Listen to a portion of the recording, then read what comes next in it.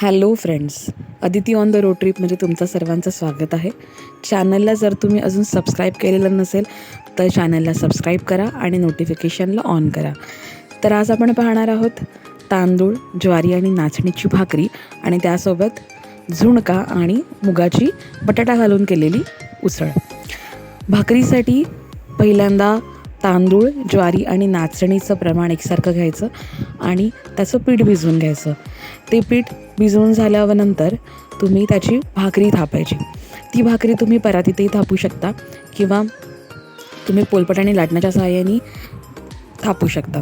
मी इथे गरम पाणी यूज केलं आहे आणि गरम पाणी यूज करून परातीमध्ये ही भाकरी थापली आहे. सो अशी छान गोल अशी भाकरी थापली आहे. सो प्रॅक्टिसने सगळं होतं. So practice makes women and the man perfect. So मलाही पहिल्यांदा काही भाकरी हाताने थापता नाही यायची, पण प्रॅक्टिस करून करून करून अशी गोल भाकरी आता सध्या जमायला लागली आहे.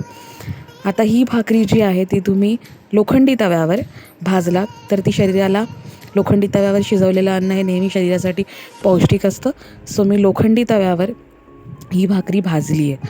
भाकरीला ज्या साईडने पीठ लागतं त्या साईडला तुम्ही पाणी लावून व्यवस्थित भाजून घ्यायचं. अशा पद्धतीने मी दोन्ही साईडने ही भाकरी भाजून घेतली आहे. सो भाकरी तुम्ही पाहाल कशी टम्म फुगलेली आहे. सो जर तुम्ही मध्यम गॅसवर जर भाकरी दोन्ही साईडने भाजलात तर ती टम्म अशी फुगते. त्यानंतर मी झुणक्याचं साहित्य जे आहे ते तयार केलं आहे.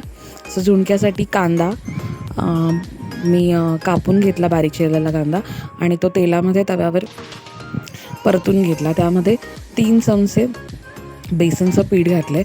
सो तेही कांद्यासोबत मी तव्यावरच भाजून घेतलं आहे आणि त्यामध्ये नंतर तिखट, मीठ आणि हळद घातली आहे आणि कोथिंबीर घालून त्याला व्यवस्थित असं गार्निश केलं आहे. सो तुम्ही पाहाल आपली मुगाची उसळ, झुणका आणि भाकरी तयार आहे. व्हिडिओला लाईक करा आणि चॅनलला सबस्क्राईब करायला विसरू नका. थँक्यू.